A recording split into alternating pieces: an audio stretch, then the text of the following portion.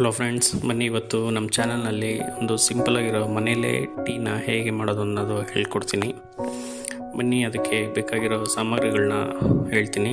So ಎಲ್ಲರಿಗೂ ಗೊತ್ತಿರೋ ಹಾಗೆ ಒಂದು ಪಾತ್ರೆ ಬೇಕಾಗುತ್ತೆ, ಮತ್ತು ಟೀ ಪೌಡರು, ಸಕ್ಕರೆ ಹಾಗೂ ಹಾಲು, ಮತ್ತು ಅದಕ್ಕೊಂದು ಮೆಜರ್ ಮಾಡೋಕ್ಕೆ ಒಂದು ಈ ಗ್ಲಾಸ್ ತೊಗೊತಾ ಇದ್ದೀನಿ ನಾನು. ಬನ್ನಿ, ಈಗ ಪಾತ್ರೆ ಇಟ್ಬಿಟ್ಟು ಸ್ಟವ್ ಆನ್ ಮಾಡಿ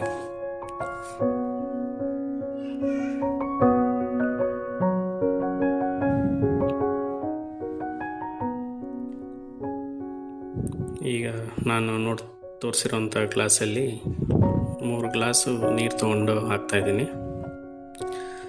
ಸೊ ನಾನಿವತ್ತು 6 ಗ್ಲಾಸು ಟೀ ಮಾಡ್ತಾಯಿದ್ದೀನಿ. ಅದಕ್ಕೆ ಬೇಕಾಗಿರೋದು 3 ಗ್ಲಾಸು ನೀರು ಮತ್ತು 3 ಗ್ಲಾಸು ಹಾಲು, ಅದೇ ಪ್ರಮಾಣದಲ್ಲಿ.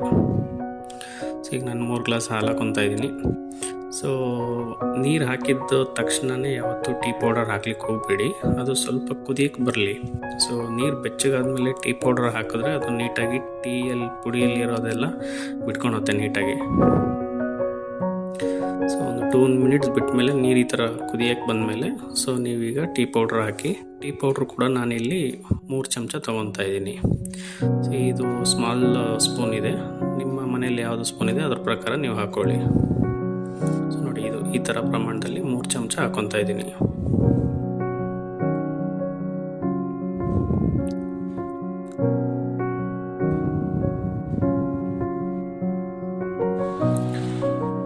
ಸೊ ನೀವು ಸಕ್ಕರೆನ ದಯವಿಟ್ಟು ಇಮಿಡಿಯೇಟಾಗಿ ಹಾಕಕ್ಕೆ ಹೋಗ್ಬೇಡಿ. ಟೀ ಮತ್ತು ನೀರು ಕುದಿಯಕ್ಕೆ ಬಿಟ್ಟ ಮೇಲೆ ಸ್ವಲ್ಪ ಹೊತ್ತು ಆದಮೇಲೆ ಇದು ಕುದಿಯೆಲ್ಲ ಬಂದಮೇಲೆ ಒಂದು 2 ನಿಮಿಷ ಬಿಟ್ಟು ಸಕ್ಕರೆ ಹಾಕ್ಕೊಳ್ಳಿ ನೀವು. ಆವಾಗ ನಿಮಗೆ ಟೇಸ್ಟು ಚೆನ್ನಾಗಿ ಬರುತ್ತೆ ಟೀಪು. ಸೊ ಉರಿನ ಸ್ವಲ್ಪ ಸ್ಲಿಮ್ಮಲ್ಲಿ ಇಟ್ಕೊಳ್ಳಿ.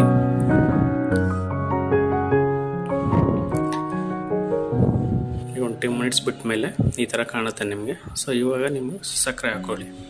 ಸೊ ಸಕ್ಕರೆ ಪ್ರಮಾಣ ಎಷ್ಟು ಅಂದರೆ, ಈಗ 6 ಗ್ಲಾಸ್ ಟೀ ಮಾಡೋದ್ರಿಂದ ನೀವು 6 ಸ್ಪೂನು ನಾರ್ಮಲಾಗಿ ಸಕ್ಕರೆ ಬೇಕಾಗುತ್ತೆ.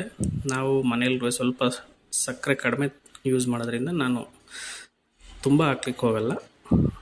ಒಳಕ್ಕೆ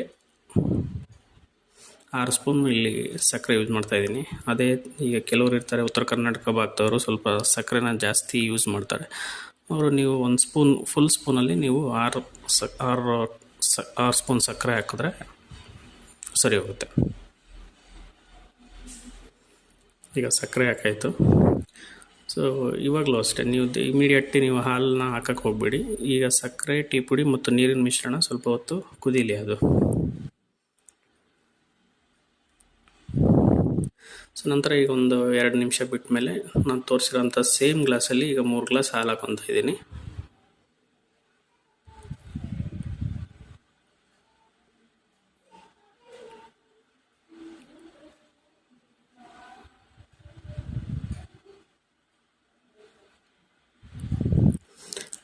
ಎಲ್ಲರೂ ಟೀ ಮಾಡೋಕ್ಕೆ ಬರುತ್ತೆ, ಆದರೆ ಪ್ರಮಾಣ ಹೆಚ್ಚು ಕಡಿಮೆ ಆಗೋದ್ರಿಂದ ಟೀದು ಟೇಸ್ಟು ಹೆಚ್ಚು ಕಡಿಮೆ ಆಗ್ತಾ ಹೋಗುತ್ತೆ. ಸೊ ನಾನಿಲ್ಲಿ ತೋರಿಸಿರೋ ಹಾಗೆ ನೀವು ಪ್ರಮಾಣದ ಟೀ ಪೌಡ್ರು, ಹಾಲು, ಸಕ್ಕರೆ ಪ್ರಮಾಣ ಫಾಲೋ ಮಾಡಿದ್ದೇ ಆಗದಲ್ಲಿ ಟೀ ಅದ್ಭುತವಾಗಿ ಬರುತ್ತೆ. ಸೊ ಈಗ ಹಾಲನ್ನ ಸೇರಿಸಾದ್ಮೇಲೆ ಈಗ ಮಿಶ್ರಣವನ್ನು ಸ್ವಲ್ಪ ಕುದಿಲಿಕ್ಕೆ ಬಿಡಿ.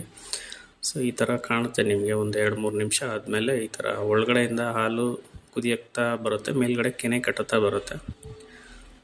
ಸೊ ಹಾಗೆ ಸ್ವಲ್ಪ ಹೊತ್ತು ಬಿಡಿ.